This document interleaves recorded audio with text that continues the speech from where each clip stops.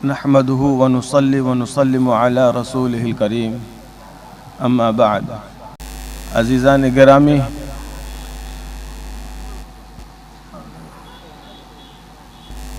ہمارے مخلص میزبان مولوی سعید الحق صاحب نے خانقاہ خیریہ عزیزیہ کی نسبت سے آپ کے سامنے عرض کیا ہے. اللہ ان کو جزائے خیر دے، اور تمام یہاں کے مخلصین محبین جو خانقاہ خیریہ عزیزیہ سے وابستگی رکھتے ہیں، محبت رکھتے ہیں، خدمت رکھتے ہیں، جذبہ رکھتے ہیں، ان سب کو اللہ تعالیٰ اجر جزیل عطا فرمائے.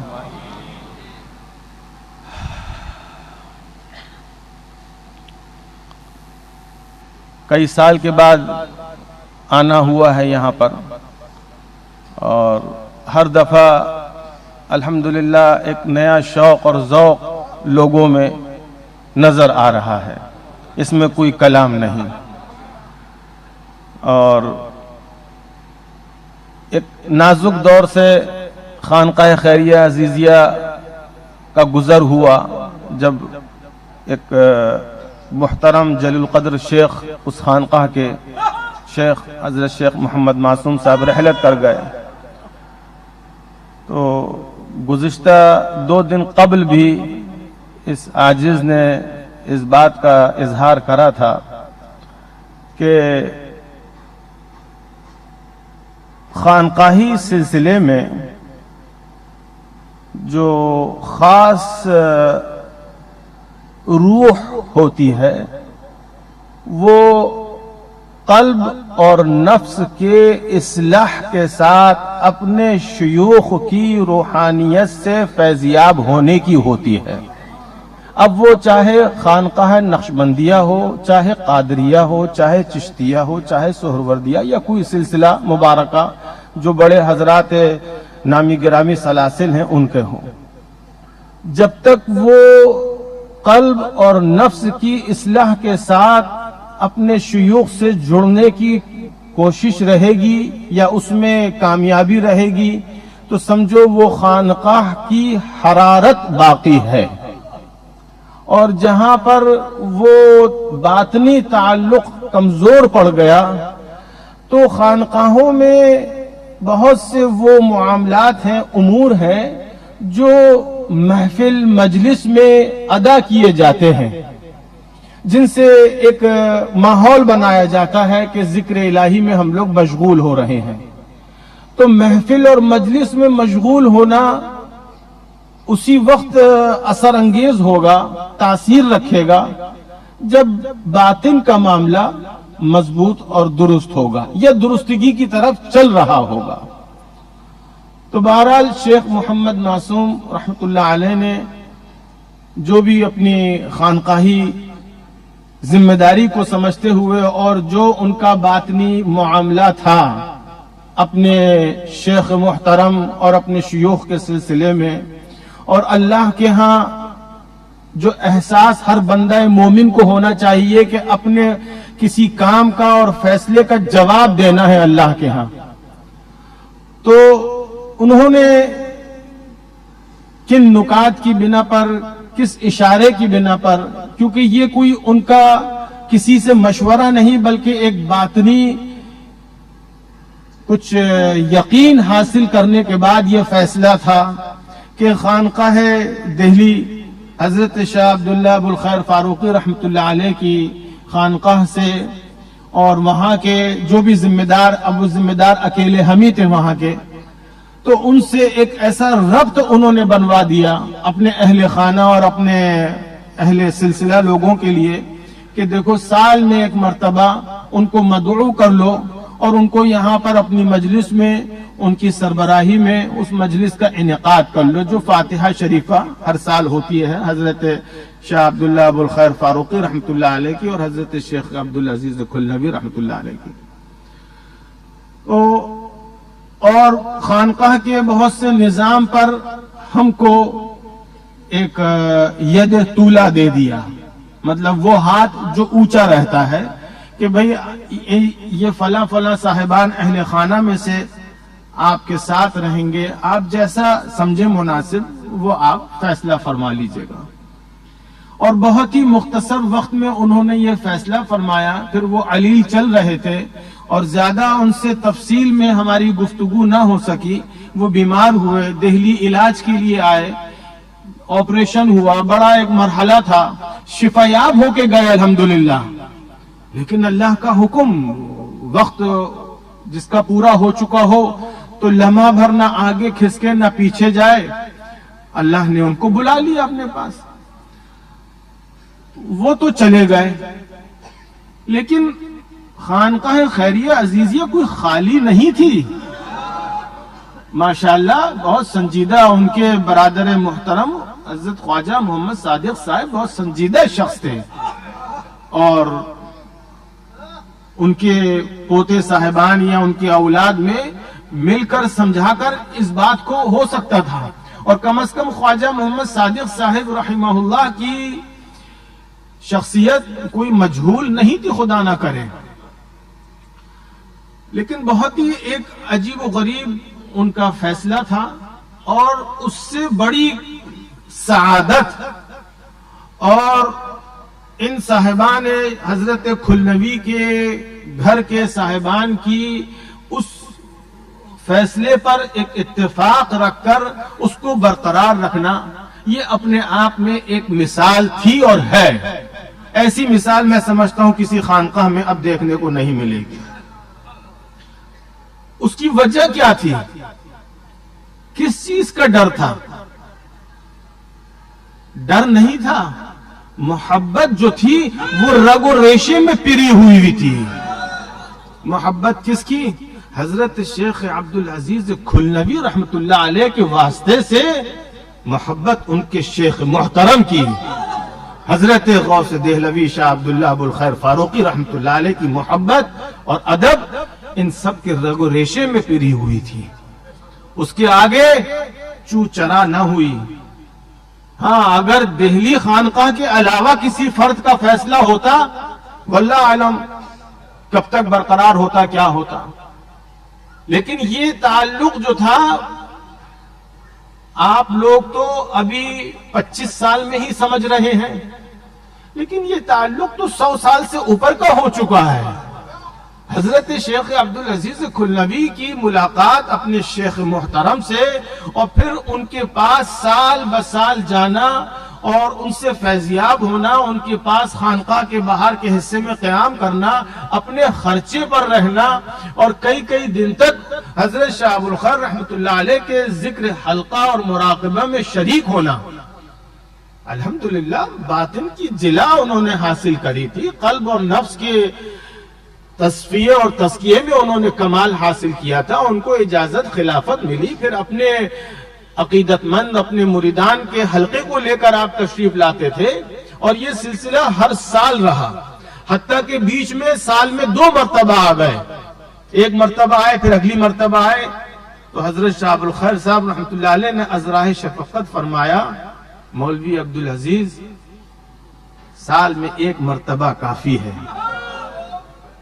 وہ منع کرنا یا اشارہ دینا کیوں تھا کہ 4 دن کا سفر ہوا کرتا تھا، بڑی مشقت کے ساتھ آیا کرتے تھے، اپنے دیہات سے نکل کے شہر پہنچنا، شہر سے ہندوستان کی شہر کا جہاں سے ٹرین پکڑے وہاں پہنچنا، وہاں سے دہلی پہنچنا، بڑا ایک کاردارت معاملہ تھا۔ خرچہ بھی ہے، تھکان بھی ہے، گھر سے دوری بھی ہے، لیکن محبت ان کی بہت وارفتہ تھے اپنی محبت میں۔ تو حضرت نے فرمایا 1 مرتبہ کافی ہے۔ اس وقت یہ آسانیاں کہاں تھی؟ اب تو گھر سے نکلو صبح کو اور شام کو عصر کی نماز ڈھاکہ میں ہم اپنے ان صاحبان کے ساتھ وہاں پر پڑھ لیتے ہیں، مغرب کی نماز پڑھ لیتے ہیں جماعت سے الحمدللہ۔ پہلے کہاں تصور تھا؟ ظہر کی نماز دہلی میں ہو رہی ہے، مغرب کی نماز ڈھاکہ میں ہو رہی ہے۔ تو بہرحال یہ محبت کا تعلق اور سلسلے کا فیضان کا تعلق 100 سال پہلے کا، اور پھر انہوں نے ماشاءاللہ اپنے علاقے میں گھوم پھر کر مشقت جھیل کر علاقے خاموش طریقے سے لوگوں سے ملاقات اور ان کو ذکر الہی کی طرف مدعو کرنا، اللہ کی طرف دل کو لگانا، یہ ان کی محنت تھی خاص۔ اسی محنتوں کے اوپر یہ ساری عمارت کھڑی ہوئی ہے جو آج اتنا بڑا جلسہ ہم لوگ لیے بیٹھے ہیں۔ ان کے تو حلقے مختصر ہوا کرتے تھے، گاؤں دیہات علاقے جو مل گئے، جو 10-12-15 لوگ ملے، ان کے ساتھ وقت گزارا، مسجد شریف میں قیام فرمانا اور ان کو ذکر میں مشغول کروانا، یہ ان کی وہ محنت تھی جس کو کوئی انجان ہو تو بات الگ ہے، جانتے ہوئے کوئی بھلا دے تو وہ تو بے وقوفی کی بات ہے۔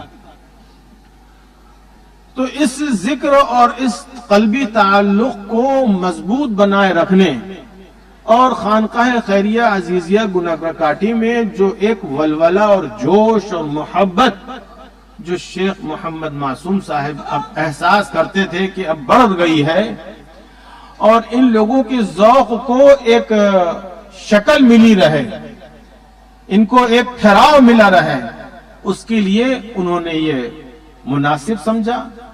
اور یہ بات ہمارے دادا محترم حضرت شیخ ابو الحسن زید فاروقی رحمۃ اللہ علیہ وہ حیات تھے جب سن 93 میں انہوں نے یہاں بلایا تھا ہمارے دادا محترم کو ڈھاکہ میں، تو ہم 5-6 دن ہم بھی ساتھ تھے یہاں سے، کیونکہ بارش ہوتی رہی پورے 7 دن ڈھاکہ میں اور برسات کے دن تھے، کہیں نکلنا ہوا نہیں، کہیں دور سفر ہوتا وہ ہو سکا نہیں۔ تو حضرت 7 دن ہم قیام کر کے حضرت رخصت ہو گئے ہم لوگ۔ وہاں جا کر حضرت نے کچھ خط لکھوایا حضرت شیخ محمد معصوم صاحب کو، اور حضرت کا مزاج تھا کہ جب کسی کے گھر سے لوٹ کر آتے تھے تو اپنی خیریت سے پہنچنے کا، اپنے احوال کا خط لکھا کرتے تھے ہمارے حضرت۔ تو وہ مجھ سے ہی لکھوایا تھا اور میرے ذہن میں نہیں تھا کہ اس کا مضمون کیا تھا۔ یہ سن 98 میں جب پہلی مرتبہ شاہ صاحب نے یہاں کا سفر کروایا، چاٹگام میں لے کے آئے، تو دھرمپور کے قریب جب گاڑیوں کا قافلہ آ رہا تھا اور بالکل ہم دھرمپور خانقاہ حضرت مولانا اسلام صاحب کی خانقاہ کے قریب پہنچ رہے تھے، تو گاڑیوں کے قافلے کو آپ نے فرمایا کہ دیکھیے سب آپ کے حضرات کے غلامان ہیں۔ ایک تانتا تھا گاڑیوں کا، ادھر سے دیکھو تو پیچھے تک نظر نہیں آ رہا تھا کہ گاڑیاں کہاں تک ہیں۔ ماشاءاللہ وہ پہلا سفر تھا، شاہ صاحب لے کے آ رہے تھے اور اپنے پیر گھرانے کے فرد کو بہت عزت اعزاز کے ساتھ، اور بھی سب اہل خانہ بھی تھے ماشاءاللہ۔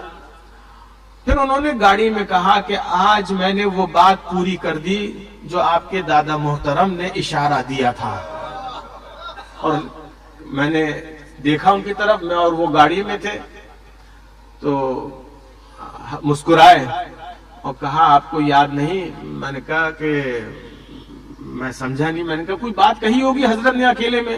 بولے آپ ہی کے تو ہاتھ سے خط لکھوایا تھا، تو ان کے کہنے سے پھر یاد آیا، تو کہا کہ حضرت نے لکھا تھا، آپ کے دادا محترم نے لکھا تھا مولوی معصوم یا کیا خطاب کر کے، کیونکہ جو حضرت بول رہے تھے میں وہ لکھ رہا تھا، حضرت کی طرف سے خط تھا، نیچے دستخط حضرت نے کرے تھے۔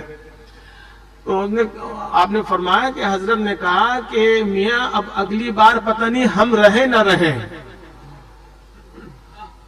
تم ہمارے جب موقع تم سمجھو مناسب تو ہمارے بیٹے کو روح شناس کرا دینا۔ یہ جب میں نے لکھا تھا تب میرا دماغ بھی ہوا تھا کہ یہ روح شناس کہتے ہیں چہرہ دکھا دیا جائے۔ تو یہ کچھ خاموش فیصلے تھے میاں جو اوپر بزرگوں کی روحانیت میں کچھ طے کیے جا رہے تھے، یہ خالی سامنے آمنے کے فیصلے نہیں تھے، اور اس کی تاثیر کسی کو سمجھنی ہو، بہت سے لوگوں کے سمجھ میں نہیں آیا، ان کو لا یعنی لگا، حتیٰ کہ ان کے تعلق میں کمی آ گئی۔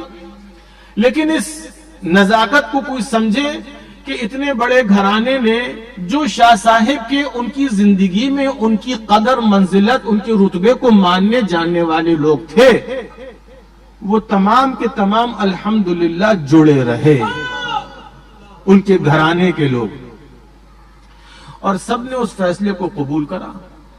اور میں نے 2 دن پہلے بھی کہا تھا کہ خواجہ محمد صادق صاحب کے لیے یہ فیصلہ واقعی ایک ان کی ولایت پر دلیل ہے کہ انہوں نے کوئی چو چرا نہیں کری، اور بزرگوں کے بڑوں کے فیصلے کو بڑے خوش دل سے انہوں نے قبول کر لیا۔ 7 سال کتنے سال وہ حیات رہے، الحمدللہ ان کی سرپرستی رہی، کیونکہ ہم تو آتے ہیں کچھ دن کے لیے چلے جاتے ہیں.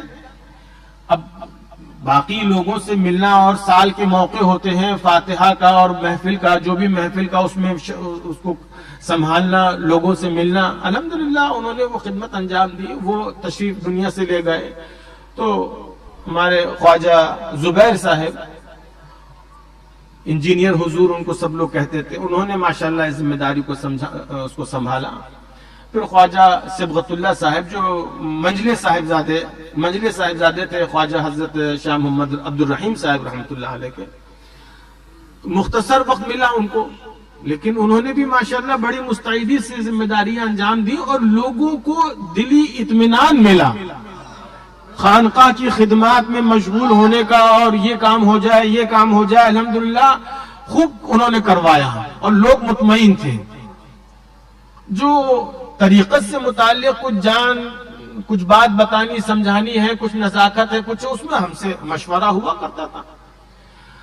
وہ بھی تو اللہ کا حکم دنیا سے تشریف لے گئے. الحمدللہ ہمارے خواجہ منت اللہ صاحب، اللہ ان کی عمر میں برکت عطا فرمائے، مطلب بالکل ایک دنیاوی طور پر ایک بڑی ملازمت میں مشغول شخص، اور اس طرف دور دور سے واقفیت. ہمارے حضرت کے پاس بھی ملاقات کے لیے آتے تھے جب دہلی آتے تھے، ہم بچپن میں ہمیں یاد آتا ہے.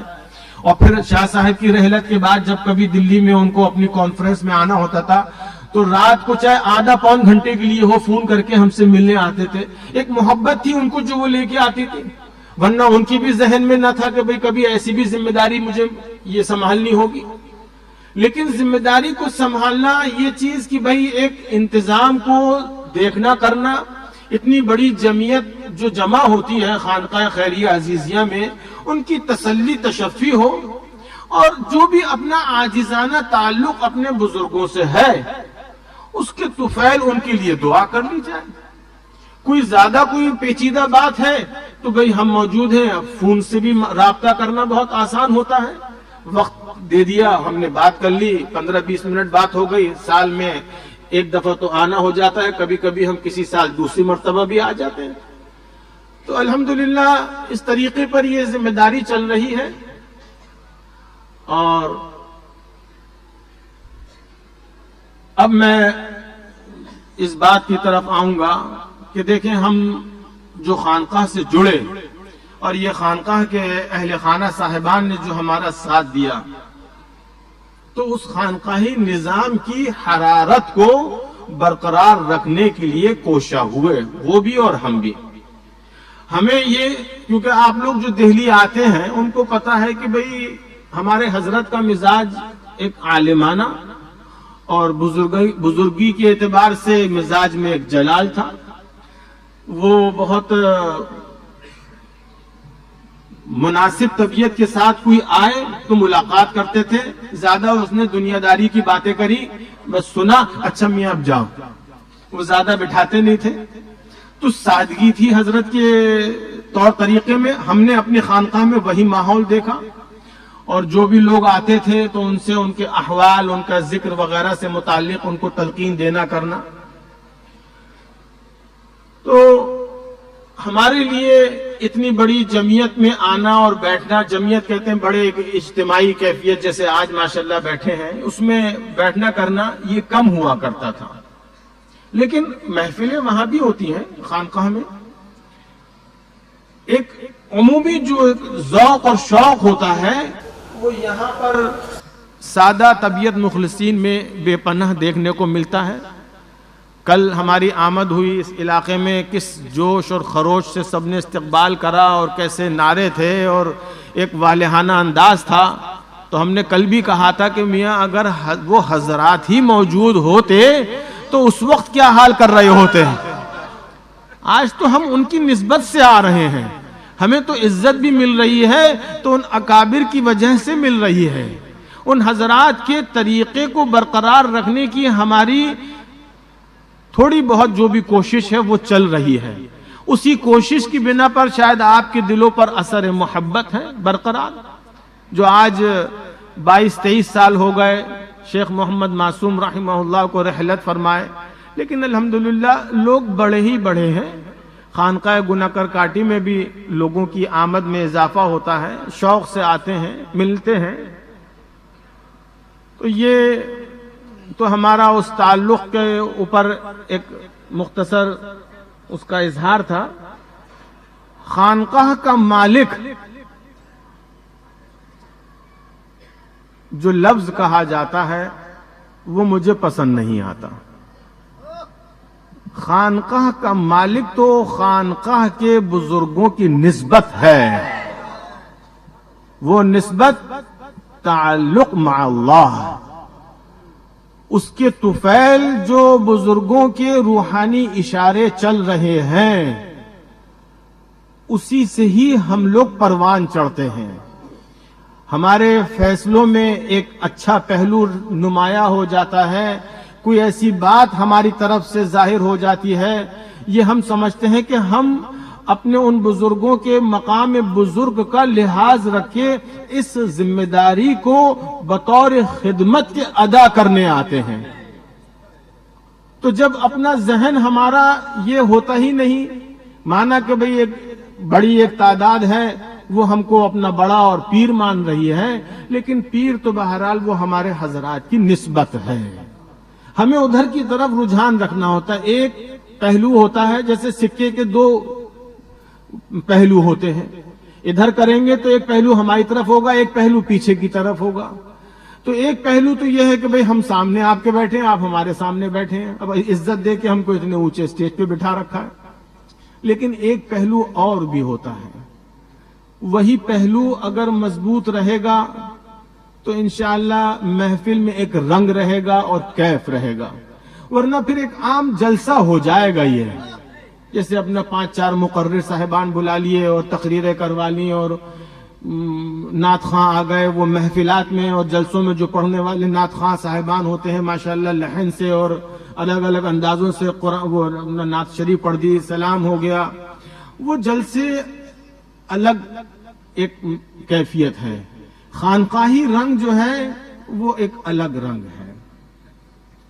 تو اسی بنا پر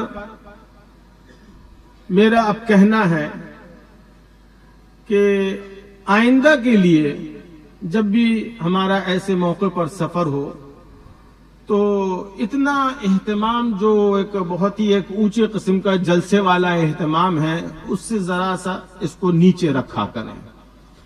اتنے اہتمام کی ضرورت نہیں ہے. چراغ جلائیے، تھوڑا پنڈال ہے کہ بھئی ہوا رات کو ٹھنڈی ہے تو اس سے حفاظت کے لیے اسٹیج کا معیار جو ہے وہ تھوڑا اونچا ہونا چاہیے کہ بھئی بیٹھنے والے ذرا چہرہ دیکھ لیں. وہ بہت زیادہ اونچے اسٹیج پہ بٹھانا اور بیٹھنا جو ہے وہ کچھ ہماری طبیعت میں سمجھ میں نہیں آتا ہے کہ بھئی وہ خانقاہی طرز نہیں ہوتا، یہ جلسوں والا طرز الگ چیز ہے. ہم کو اپنا وہ خانقاہی نظام پر دھیان دینا ہے اور اسی میں ہی لوگوں کو وہ سادگی احساس ہوگی، پتہ چلے گی کہ بھئی بزرگوں کے ہاں طریقہ کار کیا ہوا کرتا تھا. اگر ہم نے بھی وہی رنگ پکڑ لیا جو موجودہ وقت میں چل رہا ہے تو کیونکہ ہم اپنی لیاقتوں پہ خالی بھروسہ نہیں کر سکتے ہیں.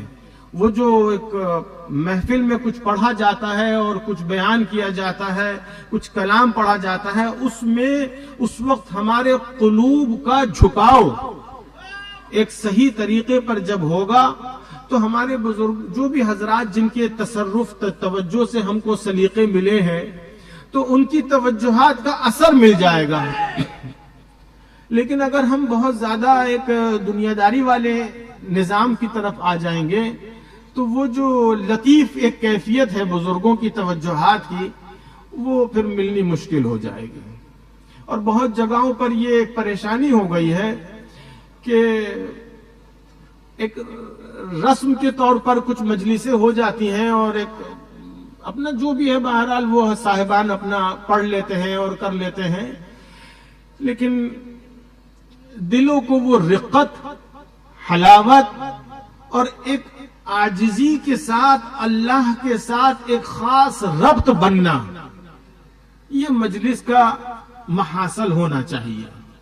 لگے شریک ہونے والے کو کہ آج اس وقت جو ہم نے کچھ پڑھا، پڑھتے تو چند لوگ ہیں، کلام بھی چند لوگ پڑھتے ہیں، اکثریت تو خاموش سنتی ہے، تو اس سننے میں سننے والے کو احوال حاصل ہوں، ایک رقت اور ایک احساس عاجزی اور محبت کا اللہ کی طرف، اور اللہ کے بارگاہ میں اپنے شیوخ کے واسطے سے ایک قرب کا احساس بنے، یہ بہت قیمتی چیز ہے، اور در حقیقت یہی اصل ہے جس پہ ہمیں دھیان رکھنا ہے۔ تو میں نے اس لیے ذرا کھلے طور پر کہہ دیا، کیونکہ میں اکیلے میں ایک دو کو سمجھاؤں گا تو وہ بیچارے اب جیسے ہمارے مولوی سعید الحق ہیں تو اپنے جذباتی یہاں کے لوگوں کو آسانی سے سمجھا نہیں سکیں گے، لیکن جب ہم نے مجمع عام میں کہہ دیا تو اب اس میں جب یہ میری بات اردو کی جو میں بول رہا ہوں اس کو جب یہ بنگلہ میں سمجھا دیں گے تو لوگوں کو جو وہ جذباتی ایک حلقہ ہوتا ہے نا جو نظام کو دیکھتا ہے، جیسے آج ہمارے میزان میاں نے ہم کو محفل کو خطاب کرا انگریزی میں، تو ان کے لیے بھی یہ کہوں گا کہ it's a great pleasure that he gave a very nice invitation for us and introduction from himself about this Khanqah Khairiyah Aziziyah Foundation in this place, and Allah may keep them all well and healthy and happy inshallah with faizan of mashayikh. I will pray for all them inshallah. مگر اپنی حقیقت پر رہنا ضروری ہے، ہم کو اپنی اصل کو سمجھ کے چلنا چاہیے تو پھر اس میں مزہ ہے۔ اور اب ہمارے خانقاہ خیریہ عزیزیہ کے قرہ صاحبان، ان کو ہم نے کہا یہاں مائک پر رکھ کے اوپر یہاں پر بیٹھ کر وہ لوگ ایک ایک کر کے آئیں گے، پڑھیں گے، اور پھر صلاۃ السلام کا جو تحیہ ہے ہمارے حضرت مولانا اسلام صاحب کے صاحبزادے مولوی عزیز اللہ صاحب وہ ادا کروائیں گے انشاءاللہ، اور پھر دعا ہو جائے گی۔ اللہ تعالیٰ سب اہل حلقہ کو فیضیاب فرمائے اور علاقے میں اللہ خیر برکت خوشحالی عطا فرمائے۔ ہمارا مقصد اتنا کچھ ماشاءاللہ خرچ کیا گیا ہے، تازے پھولوں کی یہ کثرت ہے، کچھ سب کچھ مفت تو نہیں ہو جاتا ہے، ایک بڑی ایک رقم ہے جو خرچ کی گئی ہے ماشاءاللہ، اتنا کچھ لنگر کھانا تیار ہو رہا ہے، چل رہا ہے، پک رہا ہے، جو اب پیش کیا جائے گا، تو ایک بڑا انتظام ہے۔ اور گزشتہ رات ہمارے میاں نظر الاسلام میاں اور ان کے برادران کی طرف سے ایک اچھا ایک بڑا معقول انتظام تھا، اس سے قبل ماشاءاللہ حضرت مولانا اسلام صاحب کی خانقاہ میں ہمارے مولوی عزیز اللہ صاحب کی سرپرستی میں وہاں کے جو بھی ان کے اہل محبت ہے، اہل خدمت ہے، ان کی نگرانی میں ماشاءاللہ وہاں بھی ایک بڑا انتظام ہوا اور مجلس ہوئی الحمدللہ۔ تو اللہ کا فضل ہے، ایک ذوق اور شوق ہے، لوگوں میں ادب سے بیٹھنے کا سلیقہ ہے، اور وہ عاجزانہ جو ایک کیف ہے بزرگوں سے تعلق کا وہ برقرار رہے ہمارے آپ کے درمیان، اسی میں ہماری سعادت بھی ہے، اور آئندہ وقتوں کے لیے ہمارے حضرات کے فیضان کا باب کھلا رہنے کی دلیل بھی ہے۔ جہاں جہاں یہ فیضان کے باب بند ہو رہے ہیں، جن جن بزرگوں سے متعلق جگہوں پر کسی کو اگر سمجھنا ہو تو ذرا خاموشی سے وہ ہندوستان وغیرہ کے علاقے میں سفر کرے۔ رسم کے طور پہ بہت کچھ ہو رہا ہے، لیکن دلوں کے احساسات اور جذبات اور رقت، آنکھوں سے چند آنسو، میاں اپنے درد اپنی پریشانی پہ آنسو بہا لیے تو کون سا کمال کر دیا؟ گھر میں بچہ بیمار ہو گیا، گھر میں اہلیہ کو تکلیف ہو گئی، خدا نہ کرے کوئی موذی بیماری لگ گئی، کوئی کاروبار بگڑ گئے، ابھی یہ کورونا کے دور گزرے تو اس میں لوگوں کے پریشان حال ہو گئے، ہر جگہ پر پریشانی عام آدمی کو ہوئی، تو اپنے دکھ درد پر رو لیے اگر تو بھئی یہ تو ہمیں تکلیف ہوگی تو ہم تو روئیں گے، لیکن وہ آنسو جو اللہ کی محبت کے ہوں، اللہ کے رسول صلی اللہ علیہ وسلم کی عظمت شان کا احساس کر کے آپ کے قرب کا احساس لینے کے وقت میں محبت سے نکلیں. اپنے حضرات کی یاد میں وہ پاکیزہ لمحات جو اپنے گزرے ہوئے شیخ کے ساتھ ہوئے اور ان کی فرقت یاد آتی ہے تو اس وقت جو ایک احساس دوری ہوتا ہے اور دل چاہتا ہے کہ وہ ملے تو ہم ان سے چمٹ جائیں. وہ جو آنسو نکلتے ہیں وہ اللہ کی رضا کے ہوتے ہیں. ان بزرگوں کی مجلس سے تو میاں وہی آنسو ہی سرمایہ دیا جاتے ہیں. اللہ اس میں ہماری آنکھوں کو تر رکھے اور ہمارے قلب کو رقت آمیز رکھے جو ہماری عقل و فہم کو درستگی کی طرف لے جائے. اللہ سب کے لیے حافظ الناصر رہے اور اپنے حبیب محمد رسول اللہ صلی اللہ تعالی علیہ وسلم کے صدقے میں ہم کو ہمارے حضرات شیوخ کرام سلسلہ عالیہ نقشبندیہ مجددیہ مظہریہ خیریہ عزیزیہ کے فیضان سے مستفید رکھے اور ہم سب کا انجام بخیر فرمائے. وآخر دعوانا ان الحمد للہ رب العالمین.